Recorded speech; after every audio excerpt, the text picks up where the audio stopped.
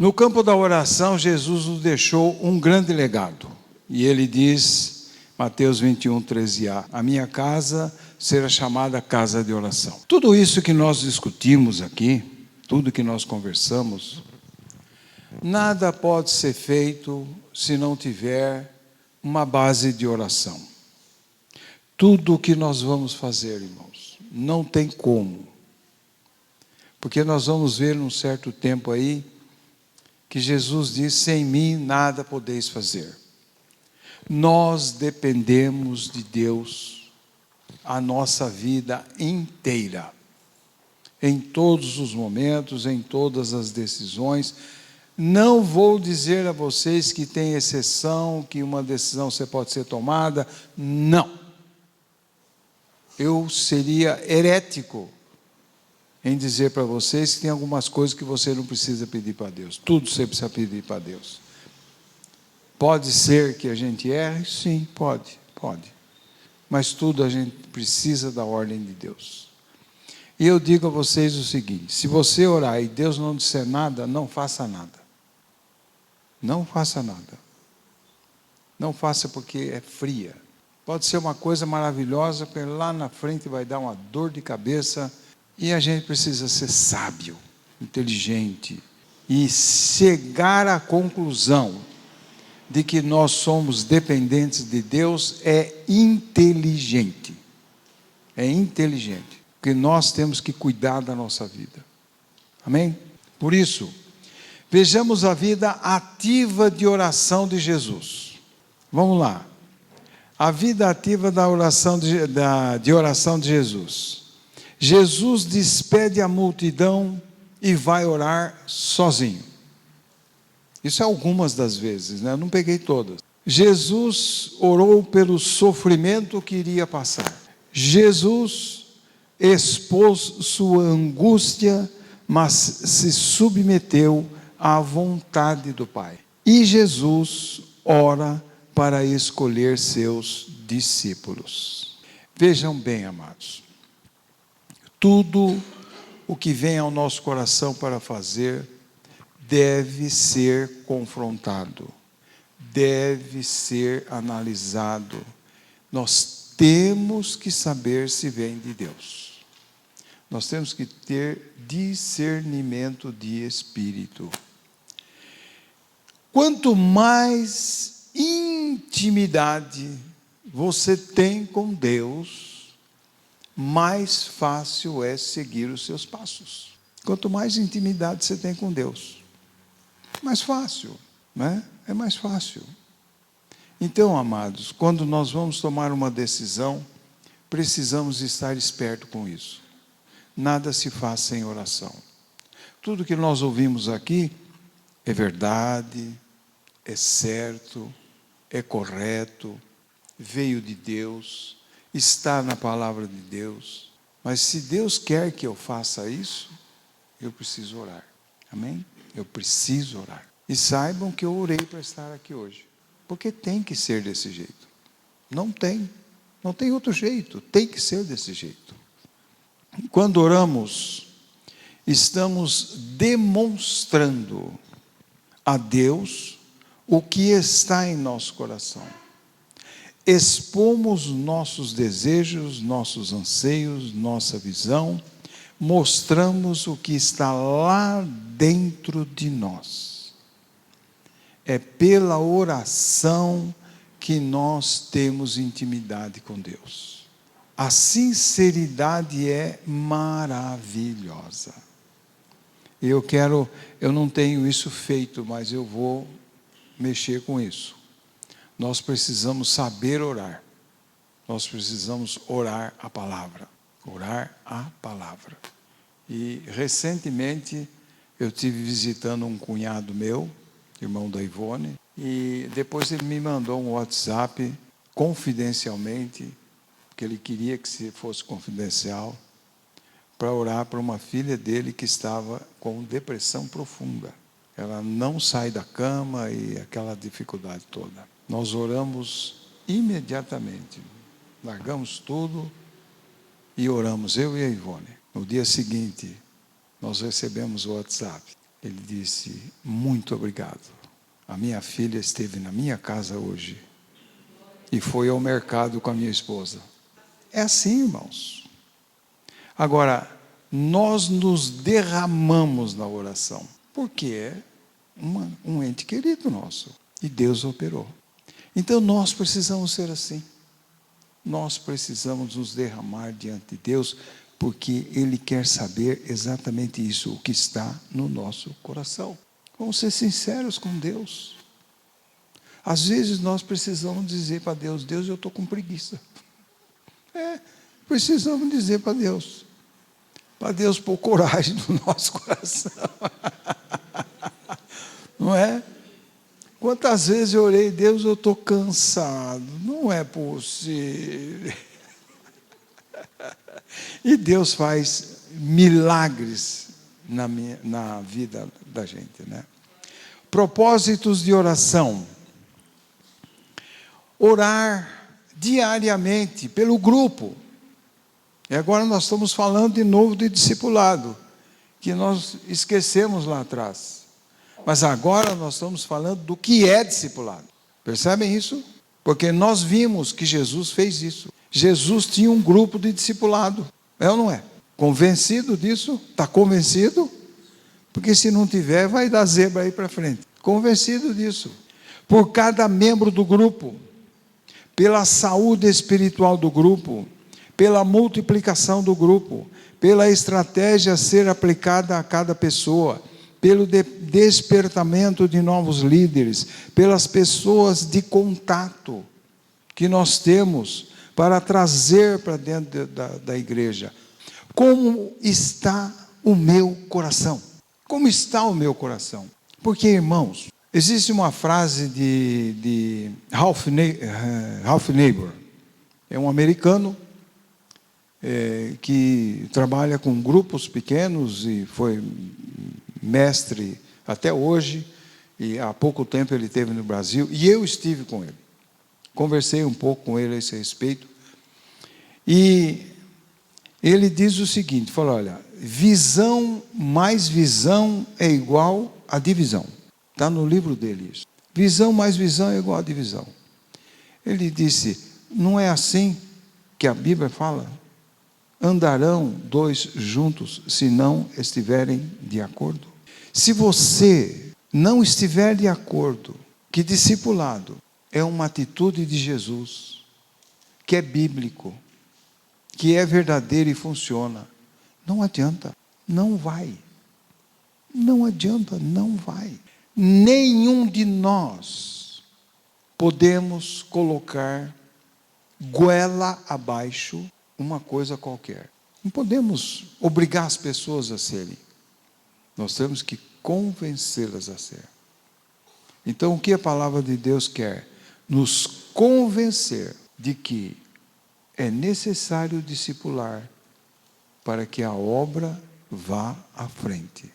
Numa consideração global, quem são os homens que se projetam, que vêm ao nosso conhecimento? São aqueles que mais oraram, que mais estudaram, que escreveram livros, que palestraram, que deram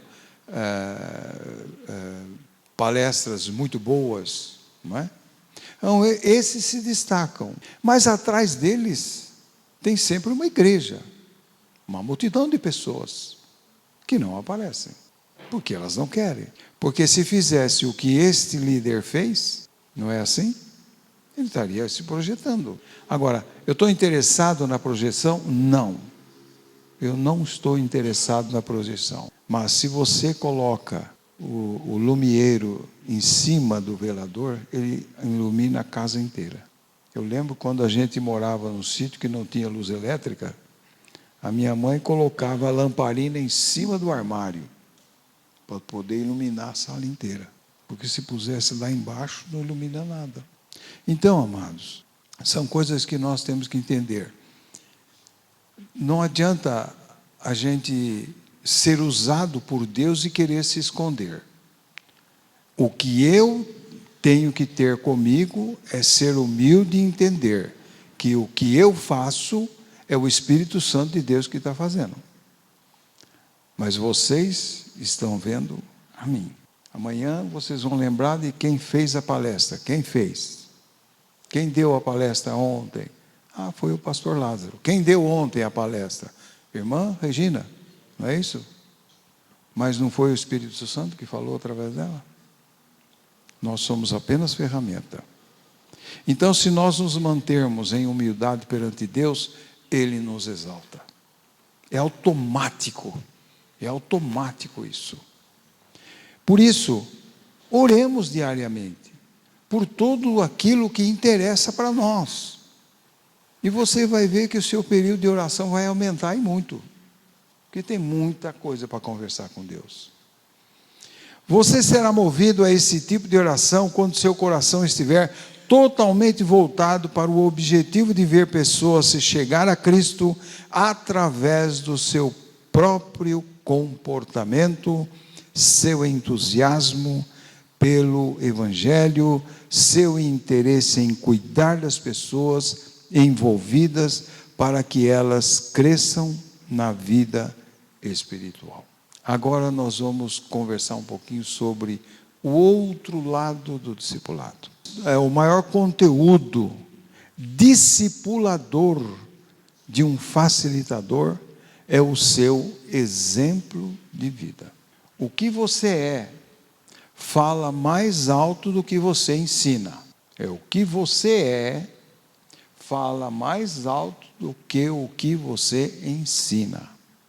Você ensina muito mais por comportamento do que por palavras. É matéria do Rafael. Amanhã vocês escutam isso dele. Amém? O que é o discipulado e o que ele não é. E é nisso que nós vamos pensar agora um pouco. O discipulado não é estudar um determinado material. Não é isso.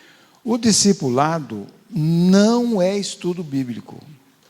Não é estudo bíblico. Quero deixar vocês bem céticos, porque Deus vai fazer um milagre na sua vida. Discipulado não é o encontro semanal. Não é nada disso. Não é encontro semanal. Vou repetir para vocês, não é estudar o material, não é estudo bíblico e não é um encontro semanal. Discipulado não é isso. Discipulado não é reunião de oração. Não é. Não é reunião de oração.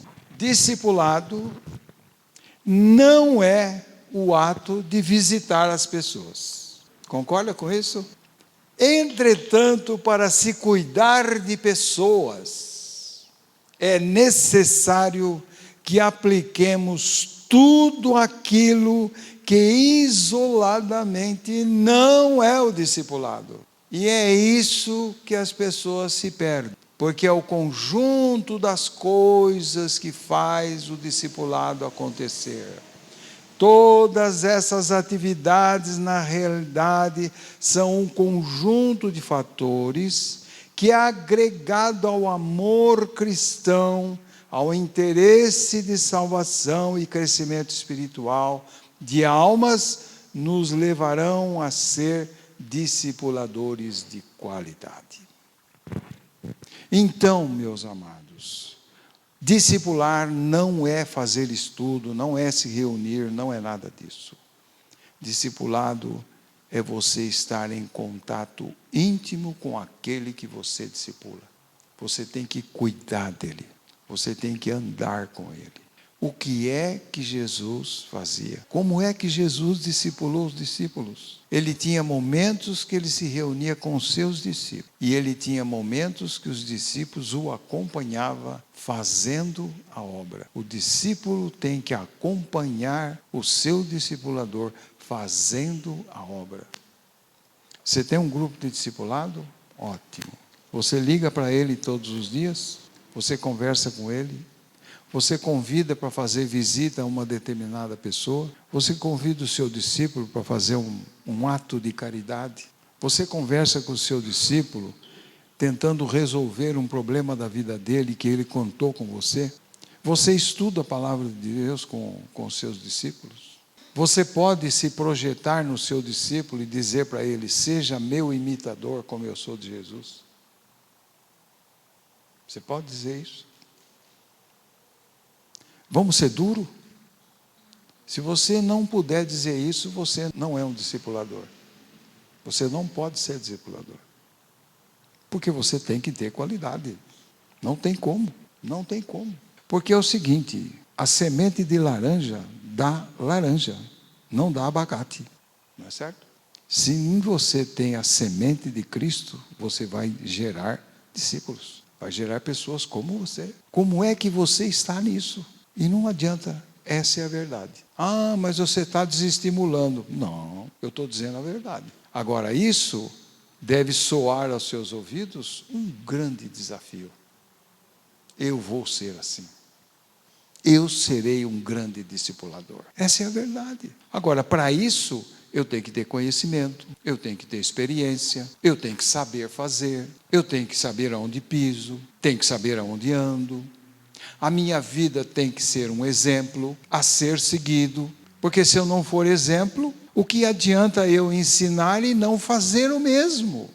Eu estou negando o meu ensino, porque eu digo, ora, e eu não oro, jejua, e eu não jejuo, seja educado, eu sou mal educado, seja amoroso, eu não estou nem aí. Não é isso. Então, como nós dissemos lá atrás, o nosso comportamento ensina mais do que as nossas palavras. Eu não pareço, eu sou um cristão. Eu tenho que ser, não parecer. Tenho que ser. Genuinamente eu tenho que ser. Discipulado é cuidado, conforme nós já falamos. O que podemos aprender com os atos de Jesus? O que é que nós podemos aprender com ele? Jesus teve a iniciativa de escolher 12 homens para que estivesse sob sua liderança, sendo capacitados de forma mais eficaz para o desempenho que teriam após a consumação da obra com sua ascensão aos céus. Quando Jesus terminou a obra, morreu, ressuscitou, ele encontrou com os discípulos outra vez, não foi? Ele disse: agora vocês vão. É vocês que vão agora, porque eu vou partir. Eu não vou estar mais com vocês. E aí acontece o que aconteceu. E nós estamos aqui por causa de Paulo, não é certo? Estamos aqui por causa de Paulo. Pedro não queria nem saber da gente. Não queria, não é? Foi lá para os judeus, não queria saber dos gentios. Mas Paulo disse: eu vou para os gentios. E nós estamos aqui por causa dele. Quem será que um dia estará no céu por sua causa? Não dá vontade de sair pregando o evangelho doido da vida. Aleluia. É isso que precisa acontecer conosco. Nós precisamos ter esse entendimento. Se nós não tivermos isso, nós vamos sair daqui do mesmo jeito que entramos. E eu oro a Deus para que vocês saiam transformados daqui. Não é verdade? Oh, glória, aleluia.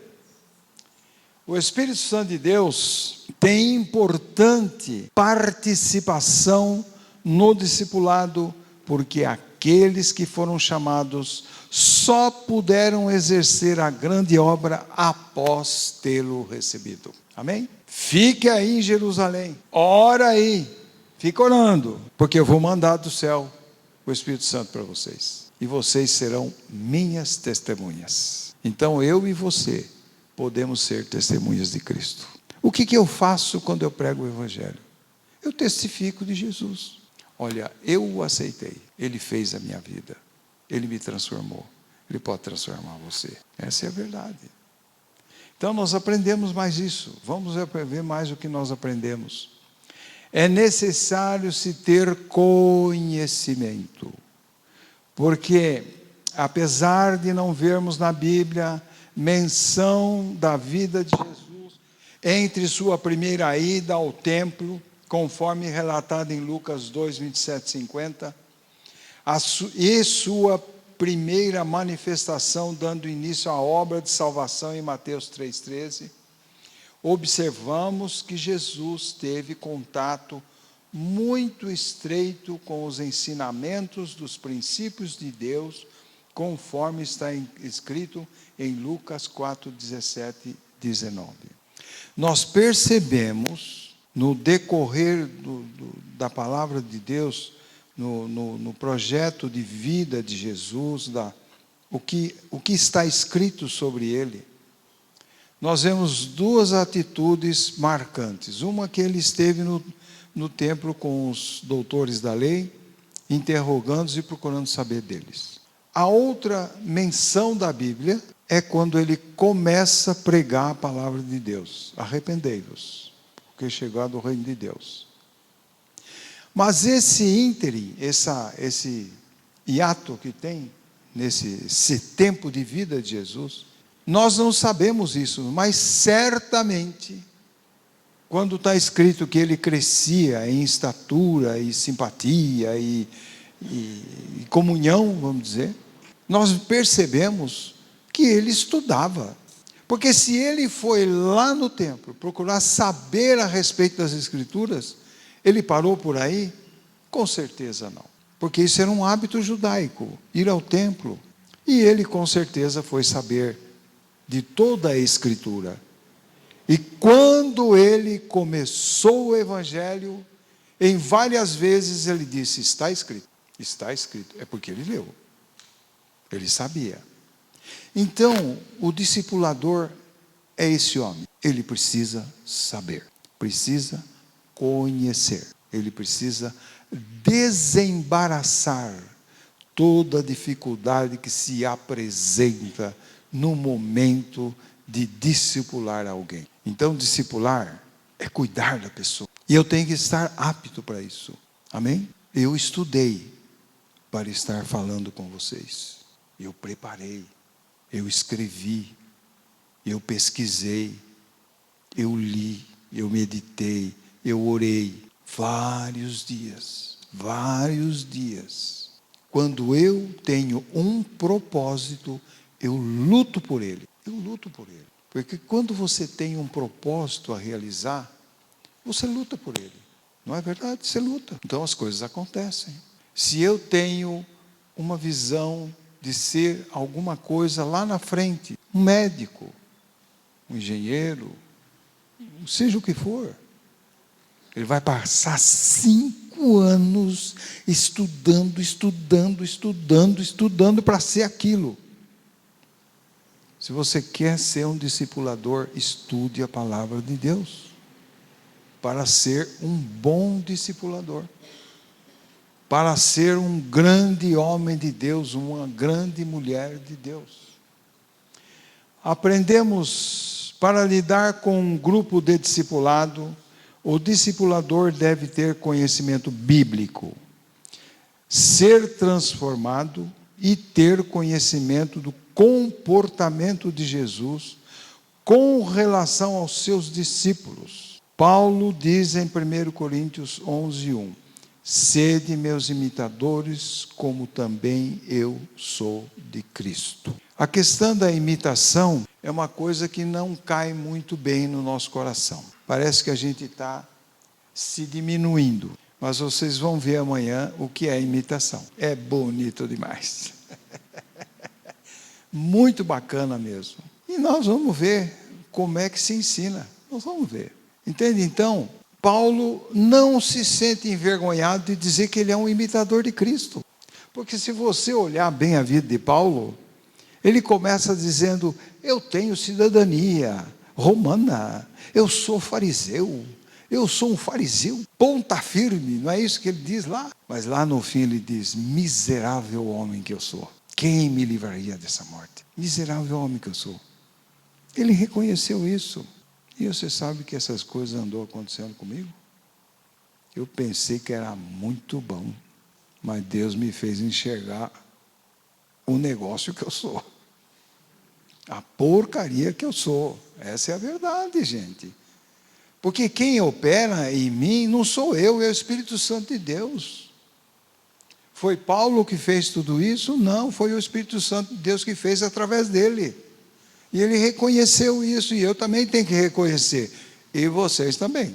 Parte da estratégia de Jesus foi dedicar-se à preparação de um pequeno grupo de discípulos, sem negligenciar a multidão. Sem negligenciar a multidão. Mas ele preparou um pequeno grupo de discípulos. Então, na história bíblica, quando nós começamos o Novo Testamento, a vida de Jesus é relatada, obviamente, né? Mas nós vemos o seguinte, que o processo, ele mostra que as coisas vão andando e ele precisa criar um grupo pequeno. Ele precisa criar um grupo menor para que as coisas acontecessem.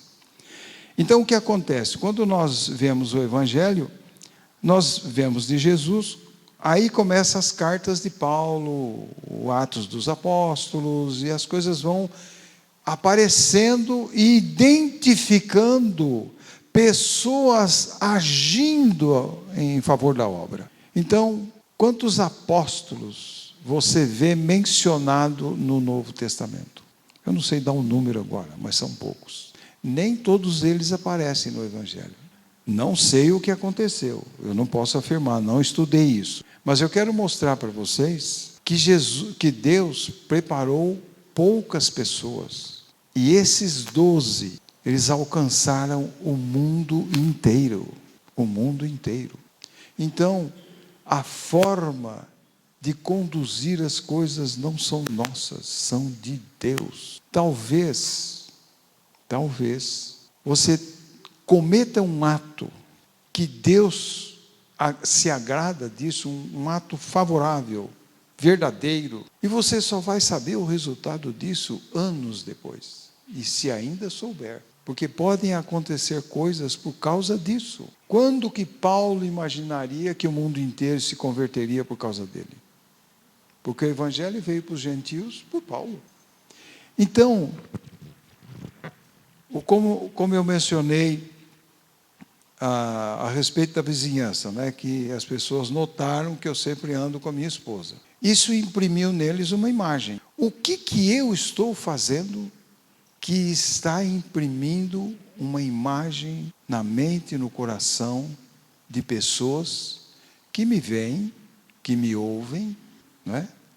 Eu me lembro uma ocasião, eu fui ministrar no Nordeste, e uma pessoa da cidade de Arapiraca, tem uma igreja em Arapiraca, ele falou, olha, eu recebi alguns CDs da pregação do irmão, e eu ponho esses CDs na rádio.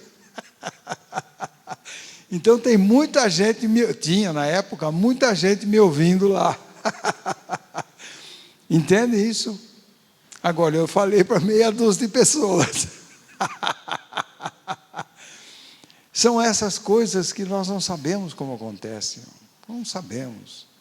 Deus está agindo através de nós, graças a Deus, e nós precisamos entender isso. Amém? Aprendemos. A escolha de Jesus foi feita obedecendo a princípios,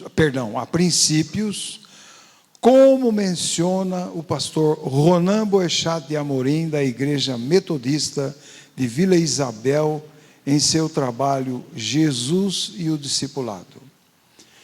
Eu entrei em contato com esse pastor, porque eu vi um trabalho dele na internet, e eu pedi licença para ele.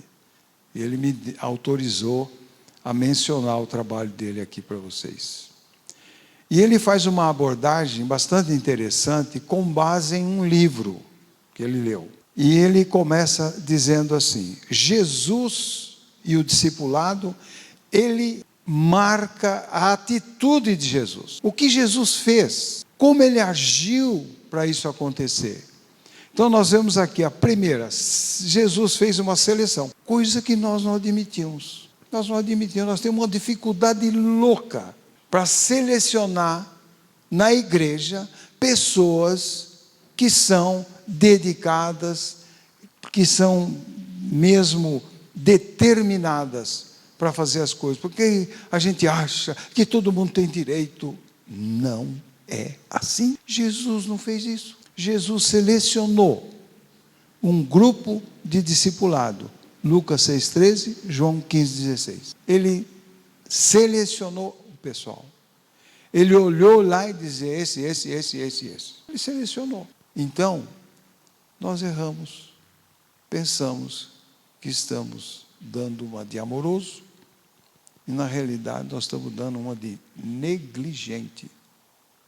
Negligente. Paulo diz a Timóteo, o que de mim ouviste, transmita-o a homens fiéis, que transmitirão a outros. Não é para qualquer um, é para homens fiéis. Percebem? Treinamento. Jesus ensina e capacita o grupo para ser um grupo que pensa, discerne, sirva, ame e atue à frente do ministério de anunciar o reino. Eu quero chamar a atenção de vocês para isso. Se Deus quisesse que nós fôssemos robôs, Ele não teria feito nada do que fez. Ele simplesmente criaria uma máquina chamada homem, que ia obedecê-lo em tudo, sem confrontar nada, e as coisas eram assim. Mas Deus não fez isso. Ele criou um ser semelhante, que pensa, que analisa, que discerne, que serve, que ajuda, que entende, que pode avaliar o que presta e o que não presta, o que serve, o que não serve, o que é bom, o que é ruim. Você tem capacidade de discernimento, capacidade de análise. Você sabe o que é errado e o que é certo. Você é um ser vivo, inteligente, sábio, porque foi assim que Deus criou você e eu. Eu quero que vocês entendam isso, porque isso é importante na nossa vida. Se nós não entendermos o que a palavra de Deus nos ensina, nós não vamos tirar proveito disso. E nós não seremos pessoas a quem Deus tem a coragem de dar uma obra na mão. O que Deus fala a respeito disso? Ser fiel no pouco, eu te coloco sobre o muito. Porque quem não é fiel no pouco, não é fiel no muito. Não é o valor, não é a quantidade que vai mudar o meu conceito. Se eu sou o que sou com pouco, eu serei o que sou com muito. Entendem isso? Isso precisa ser entendido. Associação. Jesus assume e fica com o grupo. Jesus é parte do grupo. Nós somos partes do grupo. Se você é um líder, discipulador, você faz parte daquele grupo. Aquele grupo se constitui de um número de pessoas mais você. Você está lá no meio, você é igual a eles. Só que Deus escolheu você para estar lá dirigindo essas pessoas, orientando essas pessoas. E você sabe mais do que eles. Tem que ser assim, porque se você não sabe, você não ensina. Se você não é, você não consegue se projetar com qualidade nas pessoas. Sejais meus imitadores, como eu sou de Cristo. Paulo tinha uma confiança muito grande nele mesmo para dizer isso. E é o que eu e você precisamos ter. Consagração. Jesus exige uma opção dos discípulos pelo reino e, por conseguinte, obediência à sua orientação. Isso é uma decisão que eu tomo. Eu tomei a decisão de ser um ministro de Deus. Eu vou cuidar disso. Quando eu for convocado por Deus para uma ministração, eu vou estudar, e eu sempre faço isso, não só quando preciso pregar. Por quê? Porque eu quero saber. Eu quero saber. E eu digo a vocês, eu recebi de Deus um entendimento da palavra de Deus. Eu não consigo ler a palavra de Deus sem entender o que eu estou lendo. E eu leio e Deus fala comigo. Diante de Deus eu digo isso a vocês. Tudo isso que vocês viram está escrito na apostila que está no site. Aquilo lá foi Deus que me deu. Está escrito lá, tem uma aqui, mas está escrito lá. Baixem lá isso. Leiam isso. Os slides estão lá também para vocês usarem aí. Faz uma palestra lá na igreja de vocês. Amém? Partilha. Jesus reparte sua palavra, seu ministério, sua autoridade e até mesmo sua própria vida e o seu poder. Jesus compartilhou com os discípulos a vida dele inteira. E se você observar, lendo a Bíblia sobre esse foco, você vai ver que ele falou do nascimento dele até a morte. Ele falou, eu vou morrer.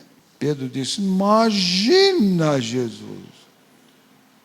Olha a reação de Jesus. Sai de mim, Satanás. Arreda-te da minha frente. Você vai impedir que eu faça o que eu tenho que fazer? De forma nenhuma. Então Jesus participou com eles, compartilhou com eles a vida dele. Assim é o discipulador. Ele compartilha as coisas com o que há em mim para esconder de vocês. O que há? Se eu tiver alguma coisa para esconder de vocês, eu estou em pecado. Tem coisa errada comigo. Não é certo? Eu não tenho nada para esconder. Absolutamente nada. É esse homem, essa mulher que Deus quer que possa ser um livro aberto para as pessoas. É isso que vai gerar confiança delas em você, como líder, como discipulador. Demonstração, Jesus ensina aos discípulos, não apenas com palavras, mas com a sua própria vida. Jesus lhes ensina o que fazer, mas também como fazer. E isso é importante. Isso é importante. Porque a unção está na verdade. Ela está na verdade. Se eu ministro a vocês com sinceridade, com verdade, essa ministração tem unção. Mas se eu venho aqui dizer o que vocês devem fazer e não faço, ela não tem unção. Eu não estou ensinando o que é verdadeiro meu. Então, o que é necessário antes que tudo aconteça? Que eu seja. Eu preciso ser, para depois ensinar. Então, meus amados, quando nós ouvimos os ensinamentos do Senhor, é para nós aplicarmos a nós mesmos. E eu costumo brincar e dizer, olha, a Bíblia foi escrita para mim, não foi escrita para você, foi para mim. Mas você pode me dizer, foi para mim que ela foi escrita. Não é verdade? Então, quando você abre a Bíblia para ler e diz, isso aqui foi escrito para mim. Foi para mim que Deus deixou isso aqui. Então, Ele está me ensinando, Ele quer me tirar da posição que eu estou para passar numa posição muito mais elevada. Ele quer que eu cresça. Porque Deus quer que você cresça até a estatura de varão perfeito. Ele quer. É interesse dele que você cresça. Amém? Delegação de tarefas. Jesus queria que os discípulos aprendessem com ele e pudessem executar tarefas por ele delegadas. Vos farei pescadores de homens. Ele delega a tarefa, ele ensina, delega a tarefa e partilha essa tarefa. Ele vai junto. Um determinado momento ele envia. O que é esse enviar? É um treinamento, é uma experiência, é um aprendizado para que o discípulo tenha experiências reais com aquilo que o mestre ensinou. Amém?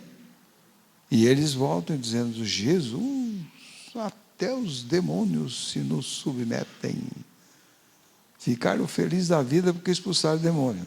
Mas Jesus dá uma repreensão para eles, né? Fiquem felizes porque o nome de vocês está no livro da vida. Acompanhamento, supervisão e avaliação. Jesus acompanha os discípulos em seu aprendizado e experiências. Jesus supervisiona e tem o controle das tarefas.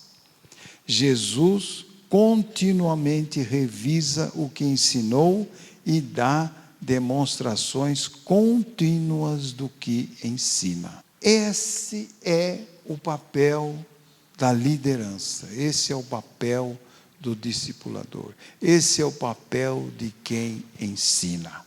É fazer, acompanhar, estar juntos. Por isso, discipulado não é a reunião de grupo, não é estudo bíblico, não é estudo material, não são as visitas, não são nada disso. É isso tudo junto, associado ao amor que temos pelas almas, é que faz acontecer o discipulado. É isso que é discipulado.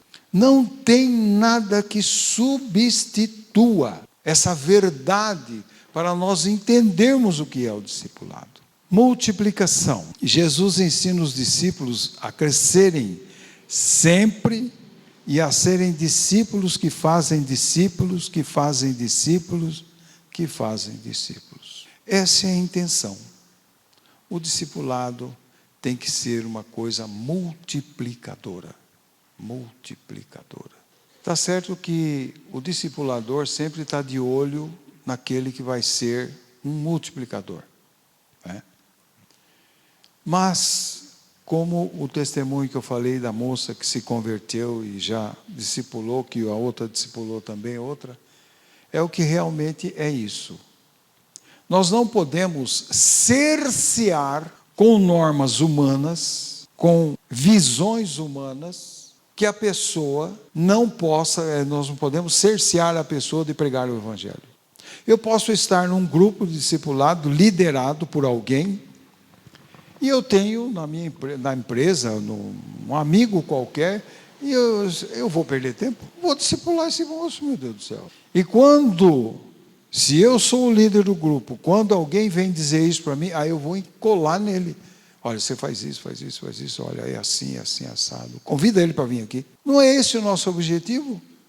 Porque a igreja de Cristo perdeu o objetivo. Ela não existe para salvar almas, ela existe para fazer programa. E é isso que Deus quer cortar da nossa vida. Nós temos que pensar em almas como igreja.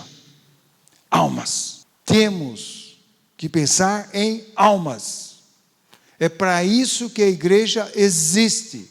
Para propagar o Evangelho. E nós nos perdemos. Mas nós temos que recuperar isso. Nós temos que restaurar isso. De qualquer forma, nós temos que restaurar isso. Amém?